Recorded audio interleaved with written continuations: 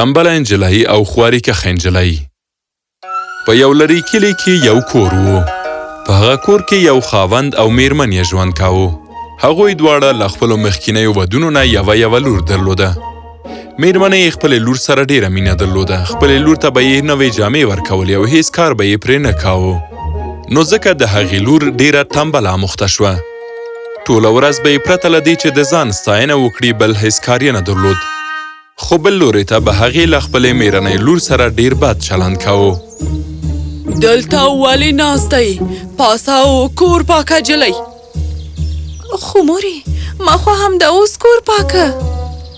خبرې مه کوه، څه چې درته وایم هغه وکړه. سمه ده مورې. میرمنې به هغې د کور ټول کار کوو، خو بیا به هم نجلۍ هیڅکله شکایت نه کولو. هغې به یو کار څو ځله کولو او نه به ستړې کېده. پلار یې دا هر څه لیده. د هغه په خپلې لور ډېر زړه خوږېده، خو له لاس یې هیڅ نه و پوره. د وخت په تېرېدو سره هغه ډېر ناروغه او کمزوری شوه. زما خوږې لورې، ډېره بخښنه غواړم.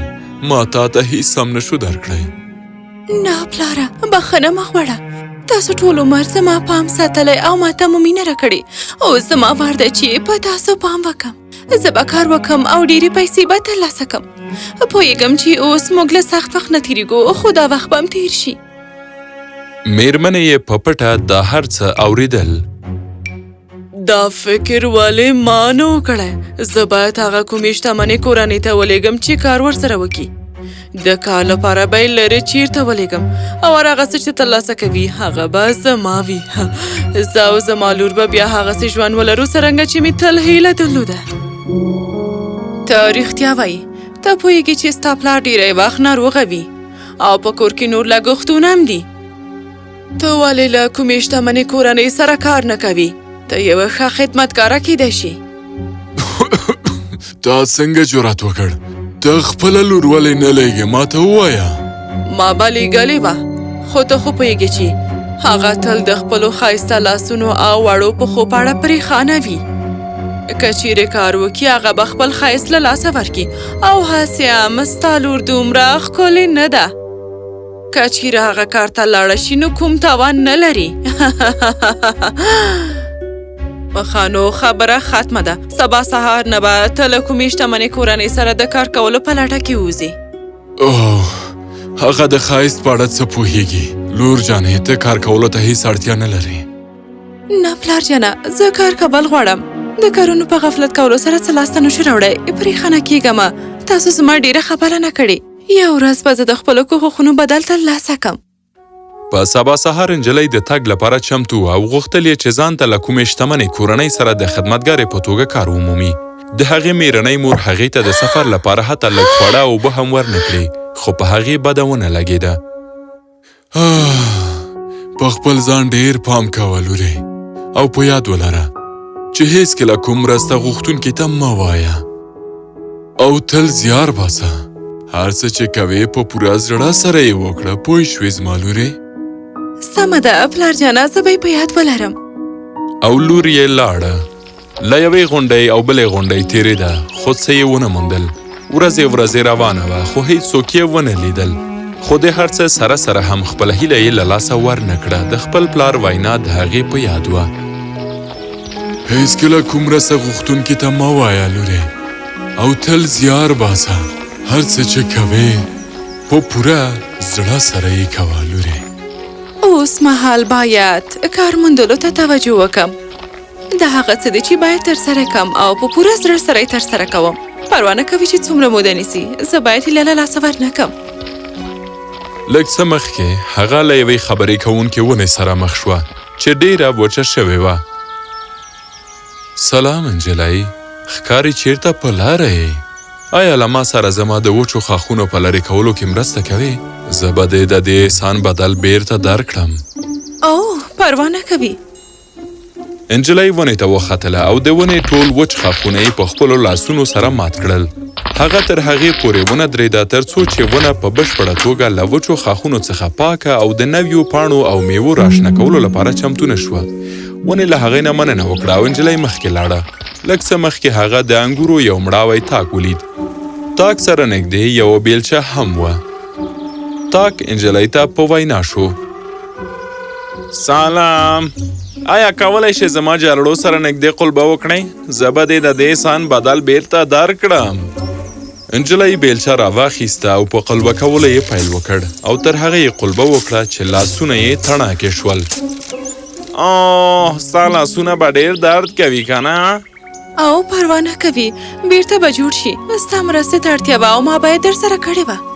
د انګورو تاک له هغې نه مننه وکړه او انجلۍ مخکې لاړه. لږ څه نور مخکې هغه له یو مات تنور سره مخ شوه. تنور انجلۍ ته په وینا شو. وړې انجلۍ، آیا ما به لږ پاک او درزونه به مې جوړ کړې؟ زه به دې د دې سان بدل بیرته درکړم. انجلۍ ولیدل چې په تنور کې ډېر درزونه دي. د یوې شېبې لپاره یې فکر وکړ.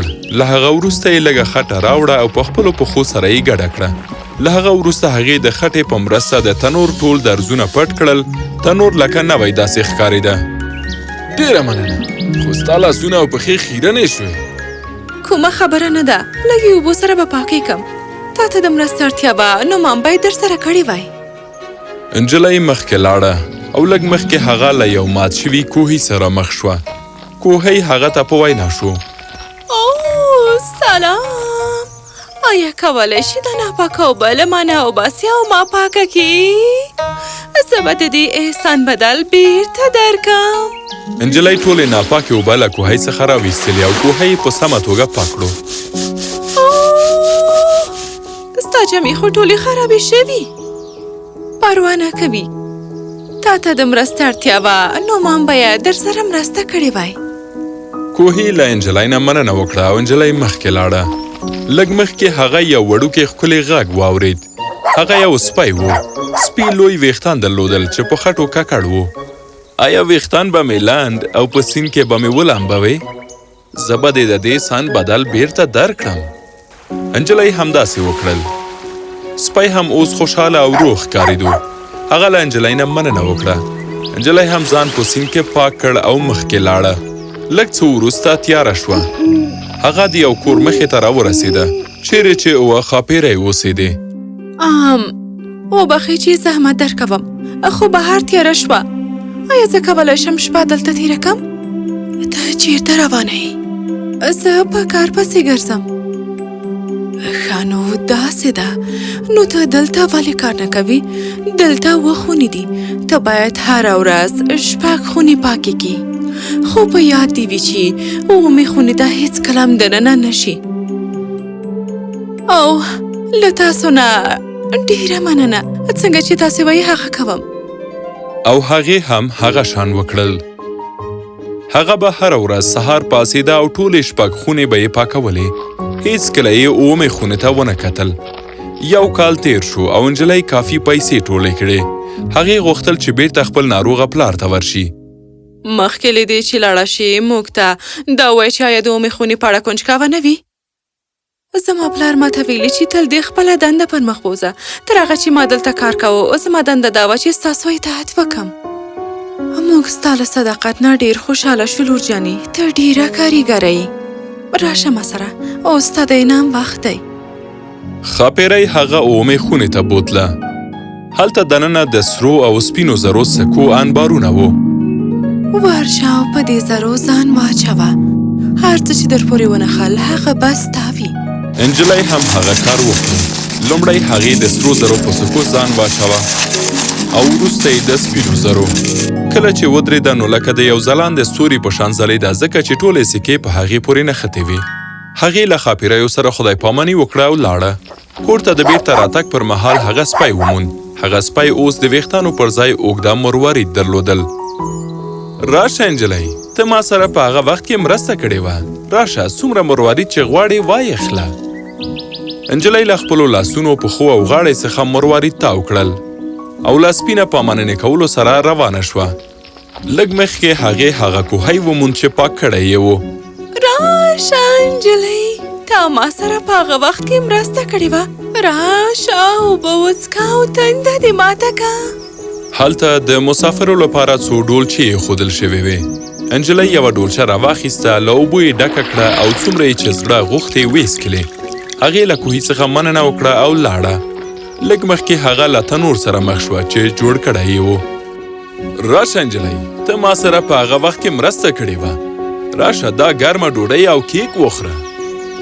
نو نجلۍ چې څومره کیک غوښتل ویې خوړ او یو څه یې ځان سره د پلار لپاره واخیست. هغې له تنور نه مننه وکړه او لاړه. لږ مخکې هغې د انګورو هغه تاک ولید چې لاندې ځای یې ورته قلبه کړی و. راشه نجلۍ، تا ما سره په هغه وخت کې مرسته کړې وه.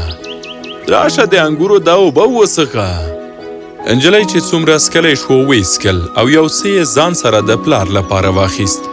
هغې له تاک څخه مننه وکړه او لاړه. لږ مخکې هغې هغه ونه ولیده چې مرسته یې ورسره کړې وه. ونه اوس زرغونه شوې وه او تازه ناک یې پیدا کړي وو. راشه نجلۍ، ته ما سره په هغه وخت کې مرسته کړې وه. راشه دا تازه ناک وخوره. نو نجلۍ چې څومره ناک خوړلی شول هغې یې وخوړل او یو څه د خپل پلار لپاره ځان سره واخیستل. هغې له تاک څخه مننه وکړه او لاړه.